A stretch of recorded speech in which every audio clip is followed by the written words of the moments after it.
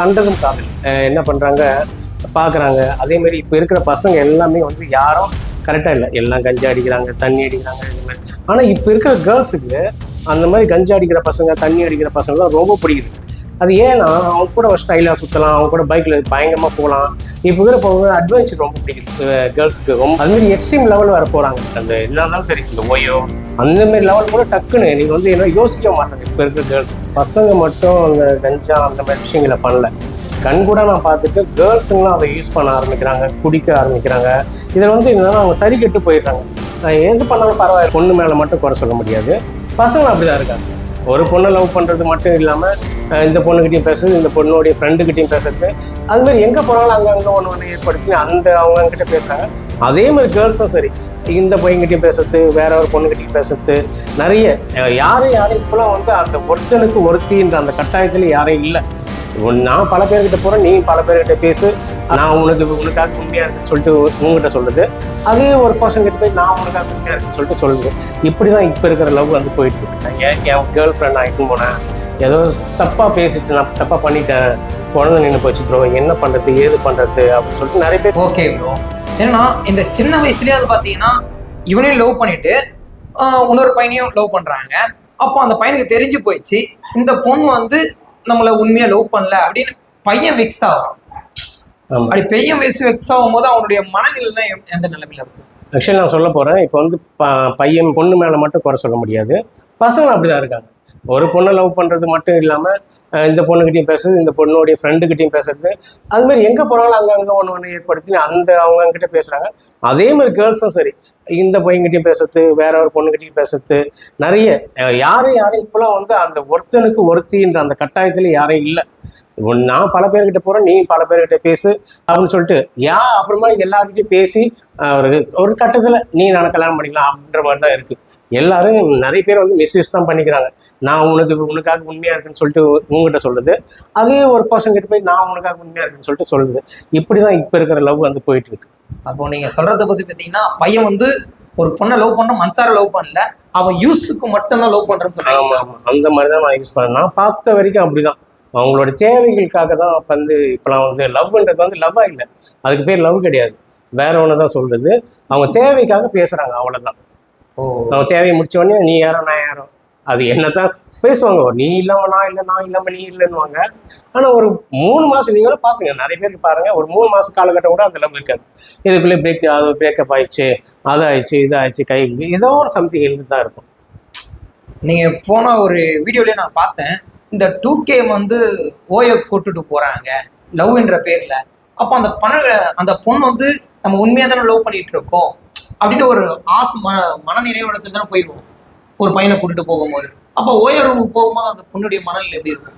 இப்போ ஆக்சுவலி பசங்க மட்டும் அந்த கஞ்சா அந்த மாதிரி விஷயங்களை பண்ணல, கண் கூட நான் பார்த்துட்டு கேர்ள்ஸுங்களும் அதை யூஸ் பண்ண ஆரம்பிக்கிறாங்க, குடிக்க ஆரம்பிக்கிறாங்க. இதில் வந்து என்னன்னா அவங்க தறி கெட்டு போயிடுறாங்க.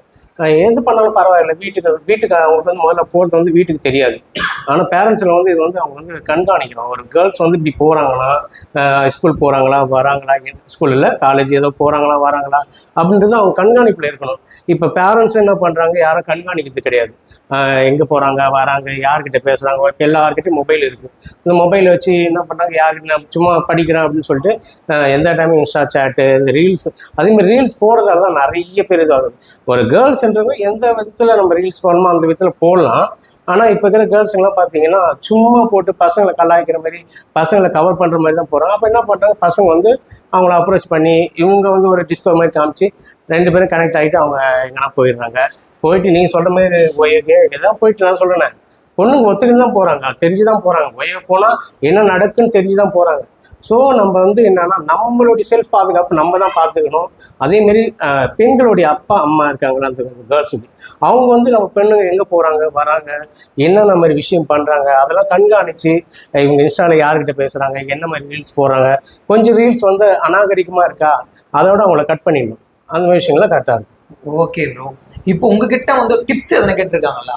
உங்கள் வீடியோ நீங்கள் யூடியூப் சேனலில் நிறைய வீடியோ போட்டுட்டு இருக்கீங்க, அந்த வீடியோவை பார்த்துட்டு ஐயோ அண்ணன்கிட்ட போய் நம்ம ஒரு டிப்ஸ் கேட்போம், அண்ணன் வந்து இதுமாரி நான் ஒரு பொண்ணை இட்டு போனேன்னா இது மாதிரி தப்பான ஒரு ஓ நான் இல்லை என்கிட்ட நிறைய பேர் கேட்டிருக்காங்க ப்ரோ என்ன ப்ரோ நீங்கள் யூடியூப்லாம் அப்படி பேசுகிறீங்களே ப்ரோ நான் இந்த மாதிரி என் கேர்ள் ஃப்ரெண்ட் நான் இட்டுன்னு போனேன் ஏதோ தப்பாக பேசிட்டு நான் தப்பாக பண்ணிட்டேன் குழந்தை நின்று போச்சு ப்ரோ என்ன பண்ணுறது ஏது பண்ணுறது அப்படின்னு சொல்லிட்டு நிறைய பேர் அது இதுக்கெல்லாம் கேட்டிருக்காங்க. ஸோ நான் அதெல்லாம் தலையிட மாட்டேன். என்னன்னா நீங்கள் பண்ணுறது தப்பு இந்த மாதிரி இதுன்னு சொல்லிட்டு யாருன்னா எனக்கு தெரிஞ்சு டாக்டர்ஸ் யாருன்னா அவங்கக்கிட்ட அனுப்பிச்சி விடுவேன், அவங்க பார்த்துக்குவாங்க. ஆனால் அவங்களாம் பண்ணுறது வந்து இந்த மாதிரி விஷயங்கள் ஒரு சேஃபும் கிடையாது, ஒரு செக்யூரும் கிடையாது. எப்படி தான் இந்த பெண்கள் எல்லாம் இந்த மாதிரி பசங்க நம்ம போகிறாங்கன்னு நம்மளுக்கு தெரியல. ஓகே ப்ரோ, இத்தனை வீடியோ நீங்க போட்டுட்டு இருக்கீங்க, நிறைய வைரலாக போயிட்டு இருக்கு. யாருன்னா மிஸ்யூஸ் உங்க நம்பர் எடுத்து நீங்க யாருக்கும் தந்திருக்க மாட்டீங்க. நீங்களும் உங்களுடைய இப்போ நிறைய பேர் உங்களுடைய நம்பர் வந்து நீங்க பிசினஸ் கோசம் நீங்க உங்களுடைய ஷாப்ல போட்டுருப்பீங்க. அந்த நம்பர் யாருக்கும் கொடுத்துருக்க மாட்டீங்க. தெரியாத ஒரு பர்சன் வந்து உங்க நம்பரை எடுத்து உங்களுக்கு என்னடா இந்தமா ஆனா நீங்க எல்லா யூடியூப்ல செக்ஸை பத்தியே பேசிட்டு இருக்கீங்களே அப்படின்னு எதுனா ஐயோ நிறைய எனக்கு கால்ஸ் நிறைய மெசேஜ். எனக்கு வந்து என்னன்னா எனக்கு செக்ஸ் ஜாப் வாங்கி தாங்க, கால் பாய் ஜாப் வாங்கி தாங்க. கேர்ள்ஸுக்கு ஈவன் கேர்ள்ஸே கேட்குறாங்க எனக்கு வந்து ஜாப் வாங்கி தாங்க. எந்த மாதிரி நான் கேட்பேன் எந்த மாதிரி ஜாப்மா, நான் இந்த பியூட்டிஷியன் ஃபீல்டு ஹேர் ட்ரெஸ்ஸிங் அந்த மாதிரி இருக்கிறதால இந்த மாதிரி ஜாப் தான் அவங்க எதிர்பார்க்கணும்னா நான் குறிப்பிட்டு சொல்லுவாங்க எனக்கு இந்த மாதிரி ஜாப் தான் வேணும், இதுதான் எனக்கு வேணும் அப்படின்னு சொல்லிட்டு சொல்கிறாங்க. அதேமாதிரி பசங்க வந்து நிறைய படித்த பசங்க நல்லா தான் இருக்காங்க. ஆனால் அவங்களுக்கு வந்து என்னென்னா இந்த கால் பாய் ஜாப்ஸு அந்த மாதிரி நிறைய கேட்குறாங்க. எப்படியா இருந்தாலும் பரவாயில்ல நான் இந்த மாதிரி ஜாப்ஸ் ஒரு நாள்லாம் செய்து பார்க்கணும். அவங்களுக்கு அது ஒரு ஆம்பிஷனாக இருக்கான். நான் இது என்ன சொல்றதுன்னு எனக்கு தெரியல. உங்களுடைய சர்க்கிள் நீங்க எதனா பார்த்துருக்கீங்களா? இது வந்து நீங்க பேசுறது 100க்கு 100 உண்மையா இல்ல நீங்க கற்பனையா பேசுறீங்களா? கற்பனையாலாம் நான் சொல்ல ப்ரோ, நான் எல்லா சேனலும் சொல்லியிருப்பேன். நான் வந்து 15 ஆண்டு காலம் வந்து நான் இந்த 15 இயர்ஸ் வந்து இந்த மசாஜ் ஃபீல்டில் இருக்கேன்.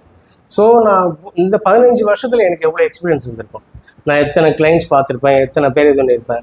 ஸோ அதில் நடந்த விஷயங்கள் தான் நான் பேசுகிறேன். அதுவும் வந்து என்ன ஒரு விழிப்புணர்வுக்காக தான் பேசுகிறேன். யாரும் இந்த மாதிரி கெட்டுடாதீங்க, இது மாதிரி போகாதீங்க. சரி நான் சில பேர் நினச்சிக்கிறாங்க இந்த கால் பாய் ஜாப்ஸ்லாம் பக்காவாக இருக்கும், அதிகமாக சம்பளம் வரும்னு. நானும் ஒரு கால் பாய் இல்லை, ஆனால் பார்த்து தெளிவுபடுறேன். ஏன்னா நிறைய ஃப்ரெண்ட்ஸ் சர்க்கிளில் நிறைய பேருக்கு வந்து காசை ஏமாறுறாங்க. நான் அதை வச்சு நான் இதுக்கு போனேன், அந்த ஈவெண்ட்லேருந்து கேட்டாங்க, அந்த ஒரு ஏஜென்ட்டு கேட்டாங்க, இவ்வளோ காசு நான் கட்டினேன் அவ்வளோன்னு சொல்லிட்டு அப்படி போகிறாங்க. கட்டி ஏமாறுறாங்க.